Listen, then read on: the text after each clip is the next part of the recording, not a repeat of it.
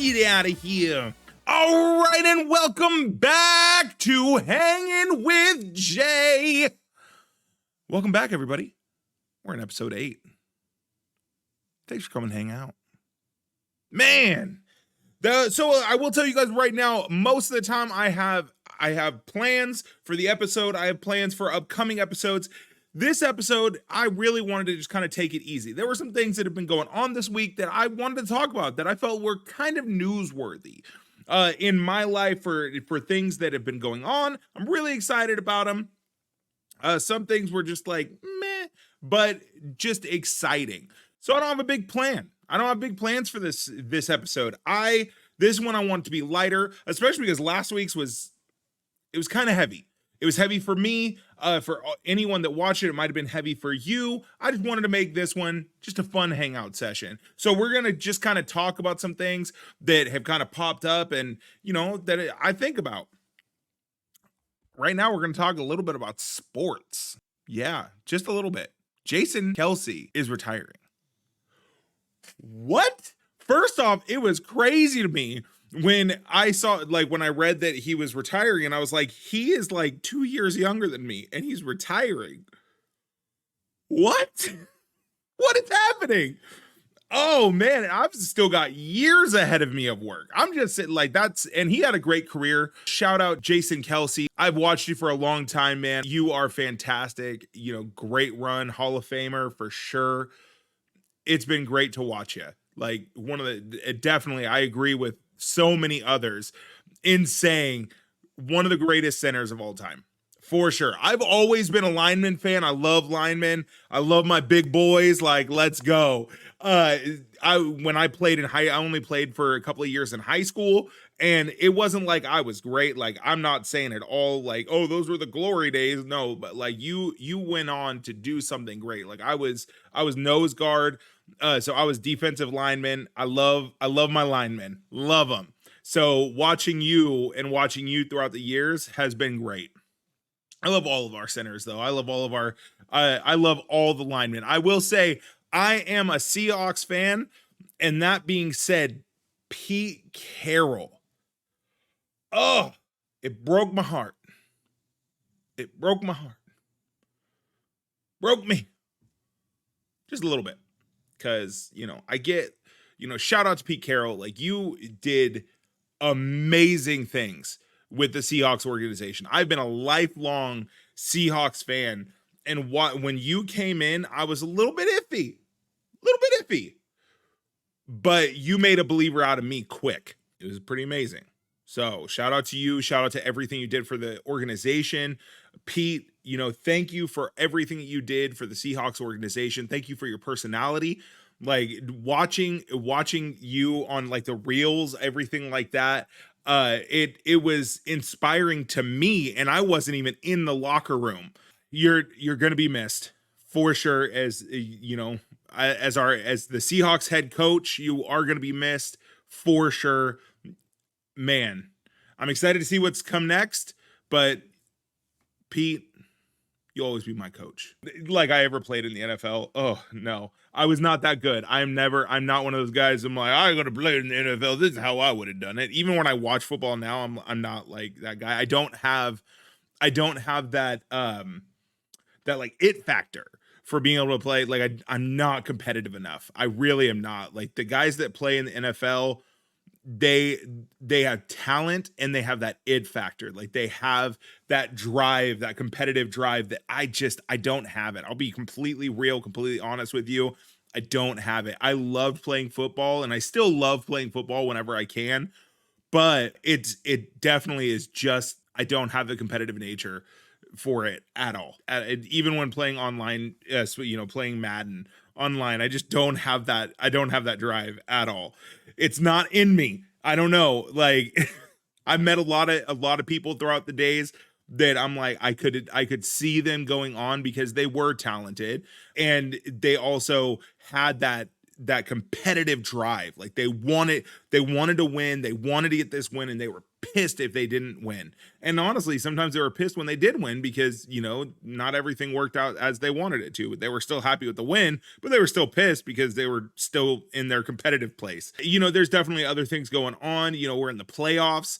So that's pretty fantastic. We're in playoff time, and I love playoff time. I love everything about football. That's my sport. Like, that's the sport that I love. I love watching it. I love the technical side of it. It is a fun game to play. It is a great game to watch. I really enjoy it. So I love the entire season from draft all the way to Super Bowl, and everything in between. I love it. I love watching it. I love experiencing it. I love talking about it. That, we are in the playoff time, and it's always an electric time. It's always so electric to watch, and then to see how everything progresses and how it ends up.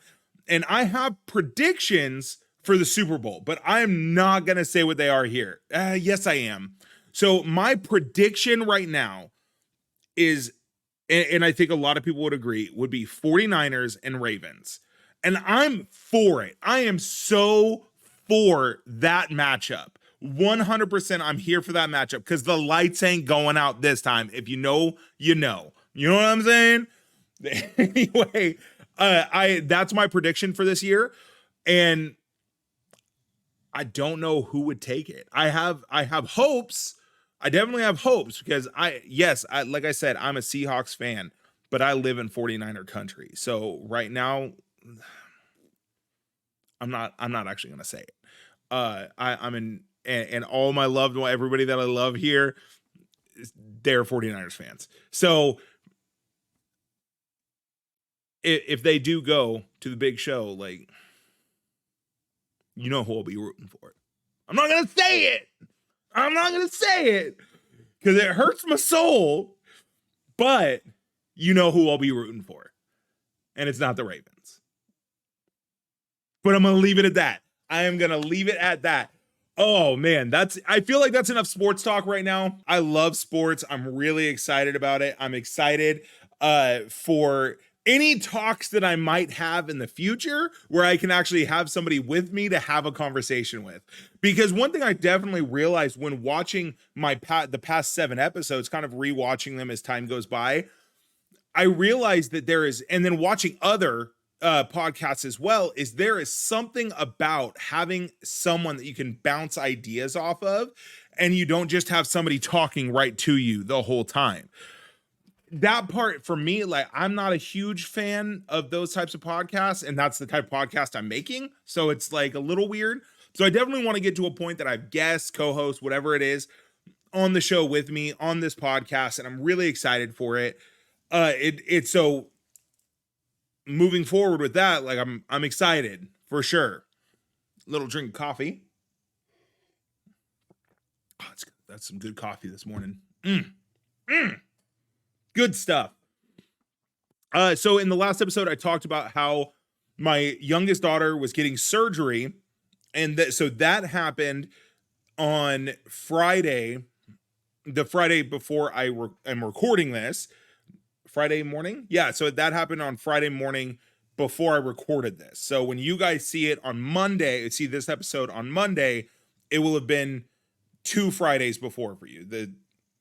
Anyway, trying to explain it, I get confused in my head. I would actually have to write it down and be looking at it to be able to tell you. I'm like, okay, yeah, this is where it is. So she had her surgery and it went well. And it was one of the funniest things to me was afterwards, when she gets into her room to recover, she's just laying there, just looking up, and she wouldn't move her head. She just moved her eyes and looked at the nurses and the doctors and us. It wasn't saying a word. And the nurses were like, "Oh, is she usually kind of quiet?" And we were like, No, she is not.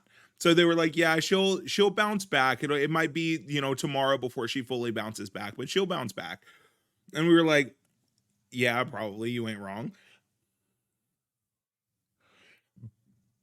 But when I tell you this girl was dancing on her bed by noon, she had her surgery at 7:45, was finished by 10. She was dancing on her hospital bed by noon. Like this girl was ripping and rearing, and we were like, "Girlie, you gotta like lay down. Like you have to recover. Like you have to slow down a little bit, or you're gonna hurt yourself." And she was like, "I'm fine." 5 years old. Nothing can hurt her now. But and it was like sad because so they couldn't get a vein in her arms. So what they did is they put the IV in her foot, and the nurse were like, "We don't do this." And I was like, "Well, I didn't know that. I wouldn't know where you put an IV. The last time I had surgery, I was like 5, 3, 2, 2, 2 or 3, 4. I don't remember the last time I had surgery. That's my whole point. Let's just be real. I don't remember the last time I had surgery. But so I don't know where you put an IV. I've gone to the hospital a couple of times and had to have an IV put in. Like I'm terrible about getting my fluids. So I've gone to the hospital a couple of times because of dehydration. And it makes me sad that I have to say a couple of times because you'd think you learned after the first time. But no, I like to learn things the hardest way possible because I'm hard headed. That is a medical term. Don't look it up. Anyway, moving on. So she got home the next day. She was fine. She was great. She felt fantastic. She was partying. She was like, let's go, riding her scooter around. Like she did not have a care in the world. And I was like, no, seriously, this week you're supposed to be recovering.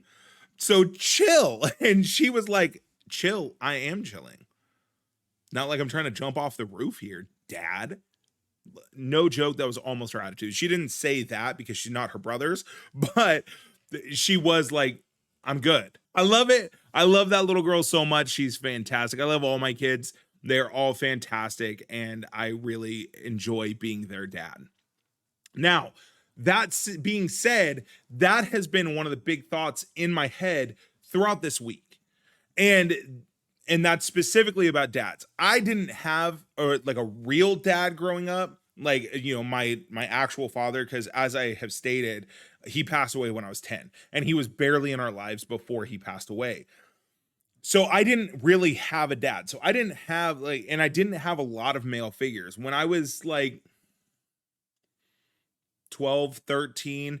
My stepdad that I have now, that I actually live with at the moment, he actually came into our lives and he did so much in our lives. Like he did stuff that he didn't have to, but he was still kind of standoffish. Like we weren't his kids.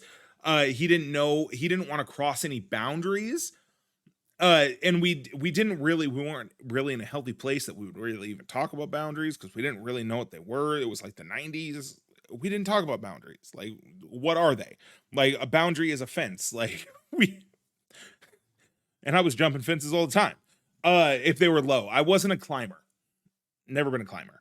But so my stepdad came into my life when I was about 12, and he's been there, pretty much ever since.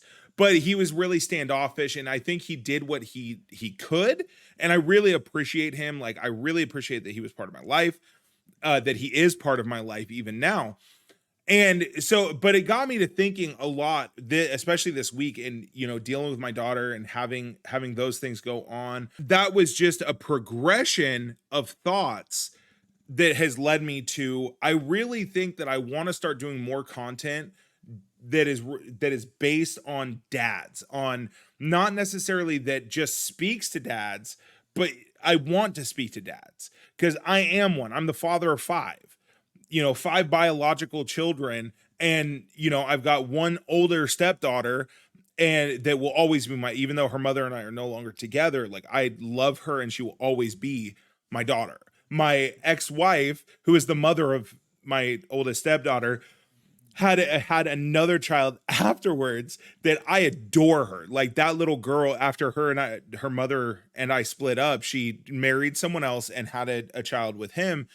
And I love him, and I love this little baby. Like she is fantastic. She calls me dad, which I think is a little weird, but she also hears her siblings call me dad.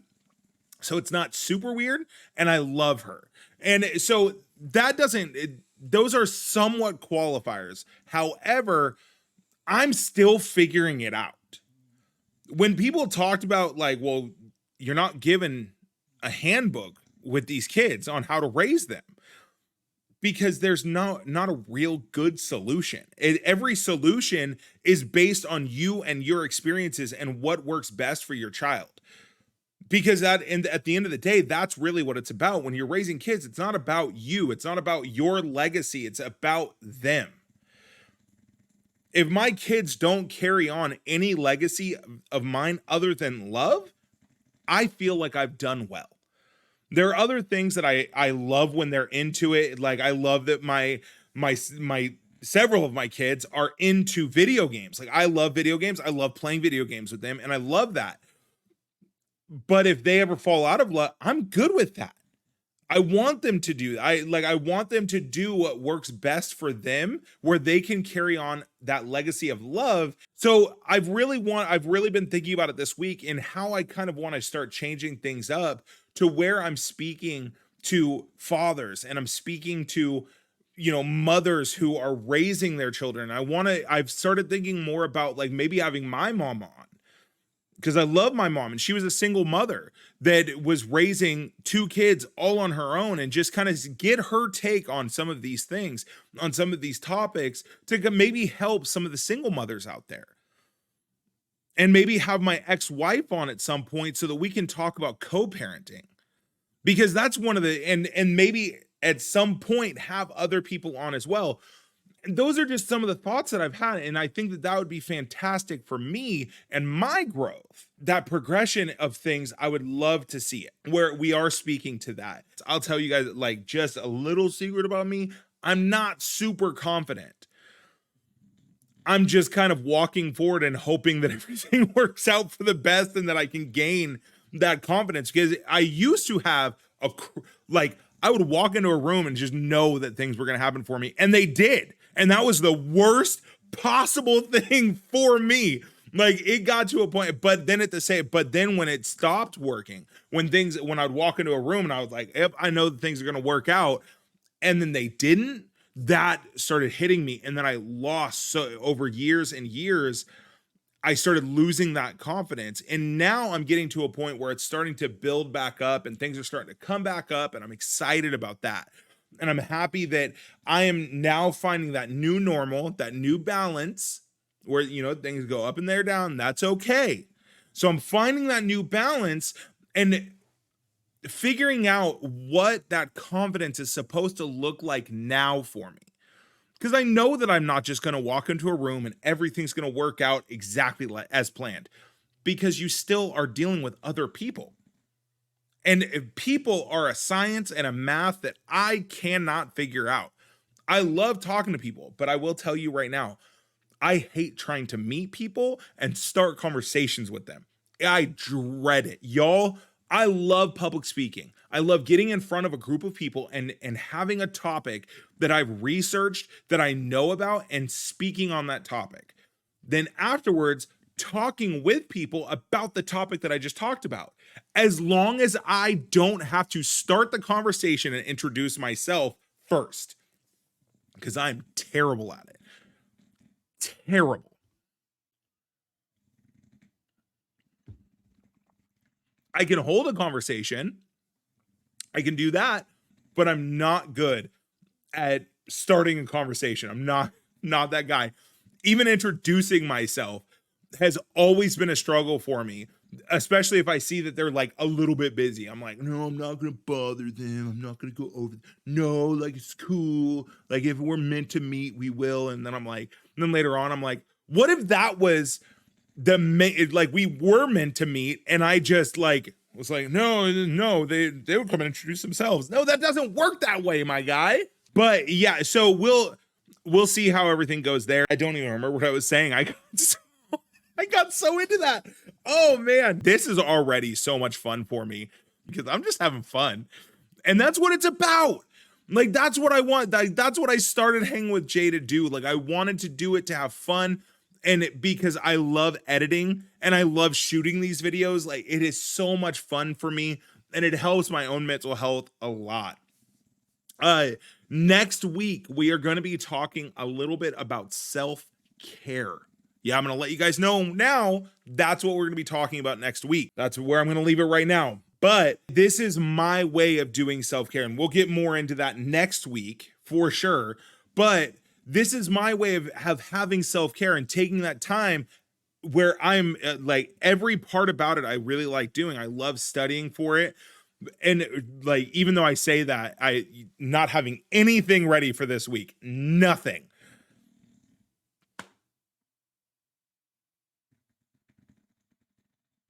I know you guys cannot hear her because the way that I have my mic set up, I have like background noise cut out, all that stuff. She is snoring so loud. I took a video of it and I posted it to TikTok the other day because it was so loud. And somebody comment and they called her a house piggy, and I lost my mind laugh like that crying laughing emoji, me just squirting out. I was so tickled. Like I don't have another way to put it right now. I was tickled because I've never heard a better description of a bulldog, a house piggy. 100%. They're dense. They are loud. Like she squeals anytime I go to pick her up. And it's like, oh gosh, I love her so. She cracks me up, y'all. My dog is ridiculous. So, and then speaking of TikTok, I know this isn't, again, this is what hang out with me is like where I go subject to subject, I bounce around, we bounce back. I remember what I was talking about, bunny trails like crazy. And I'll tell you what, it was so funny because when I started on TikTok and I was like, oh, I'll make a couple of videos, I legitimately, when I first started, I was like, I could totally go viral on there. No, no, what? But now, but it is funny because now after years, that kind of got me ready to start doing my podcast, to start doing Hanging with Jay, and gave me real expectations about how it would go with Hanging with Jay. I didn't expect so when I started with Hanging with Jay, even though I have big plans and I do expect growth at some point, I expect that growth to happen. I'm okay with the slow growth because realistically, this is not to become famous, become, a full-time content creator. If that's in the cards, awesome. If I could do this full time, I would love to. Just admitting that feels nice. Like just admitting like, yeah, that is something that's a dream. And it's something that could happen because it happens to a lot of people all the time. But my realistic goal or my real like in reality, I might not ever be able to do this full time. If it happens, it happens. If it doesn't, it doesn't. Let's just see where it goes. And as I've said in the first episode, and I think every episode after that, I'm excited. I'm excited to see where it goes. We're in episode 8 now. So yeah, that's awesome. For not having anything and just flying by the seat of my pants, I think I've done pretty well. And speaking of seat of the pants, I ripped a new pair of pants yesterday and I was very upset about it because I had just gotten them. They weren't super expensive pants. As a big guy, I spend a lot of money on pants. When I say a lot, it is relative to me because I'm broke. I'm poor. I'm po folk. But so I found a place where I can get pants in like $25-$30, and that's cheap for me. I'm not going to try to figure out the percentage. It's more than half or less than half of what I pay for most of my jeans or my pants or even shorts now. So like that's amazing. So I got them and I've gotten this brand before and it worked well for me, but I got it in the same size that I was with the first pair. And when I got the first pair, I was smaller than I am now because I got the first pair before I got hurt at my job. And when I got hurt, I really just stopped moving. Like I hurt my knee and I did not realize how much your knee, when it is really hurt, how much it affects everything. I didn't realize. So I stopped moving. I stopped getting up and moving around. And so I gained a ridiculous amount of weight. Not good. Not good. And so I got these pants and I have been working on my health, just watching the things that just making sure that the things that I eat are a lot better for me. Started doing some intermittent fasting, not some, I do intermittent fasting as well, and that works well even just for my schedule. Um but I will tell you that when I say intermittent fasting, I am not like a true intermittent faster. I If I'm hungry, if one day like I'm like I really am hungry, I'll just eat. I'll eat a little breakfast, like a couple of pieces of toast or something. This morning, I woke up and I was like, "Ooh, my stomach hurts." So I ate a piece of toast and my stomach doesn't hurt anymore. But I just ate one piece of toast. So like I said, it's not very big. It's not a lot of food. It's just okay, I'm really hungry right now. My stomach hurts, whatever it is. I'm going to eat something and I do, and that works for me. That, I don't know, is that the best? I don't know. I haven't done the research on it, but for the most part, intermittent fasting really works for me. So anyway, I got this pair of pants yesterday. I was super excited. And so I get home and I put them on and I was like, "Oh, these are a little tight." Oh man, they felt like leggings that didn't stretch. You know what I'm saying? Like for the ladies out there, imagine putting a pair of leggings on that were not stretchy at all. That's how these things felt because they were tight. They left nothing to the imagination, if you know what I'm saying. And so I put these things on and I was like, "All right, cool." So I'm gonna wear them to work. I go to work in them, and about halfway through, I'm like, "What? Hold on." I go to one of my coworkers, and I was like, "Are my pants ripped?" Because I couldn't feel a rip at that moment, but it felt like they might have ripped. And my coworker was like, "No, they're fine." I was like, "Okay, cool." And she was like, "No, and those pants look really good on you." And I was like, "What? They're so tight though." And she was like, "Yeah, they look nice." And I was like, "Well, first off, stop flirting with me. Second off, don't lie to me." But so then like an hour later, one of my other coworkers come in and she's like, "Jeremy, your pants are really ripped." And I was like, "Are you kidding me?"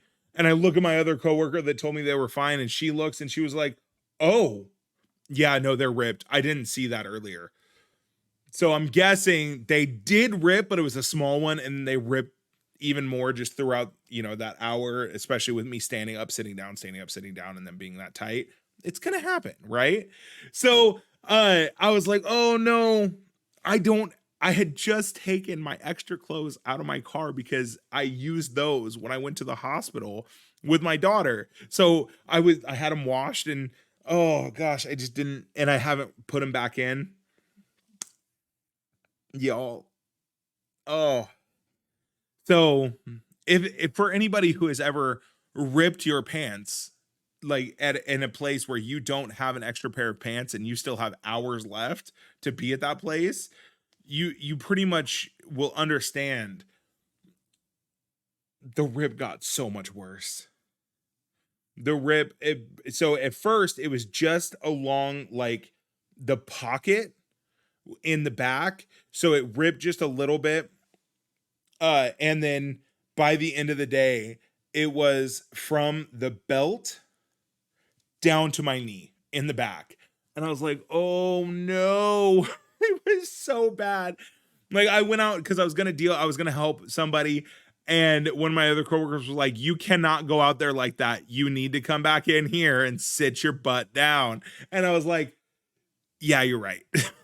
So I went back and I sat down. They went out and dealt with it. But I was so sad, y'all. Like it was heartbreaking to me because I really like, even though they were tight, like it was like a compression pants almost, and it felt nice, and they were like compression pants that I could wear to work.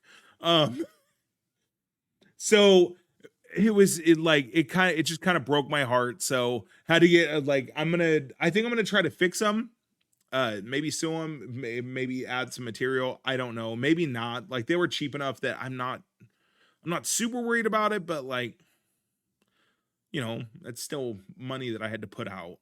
And because I ripped them, I can't return them. I already checked.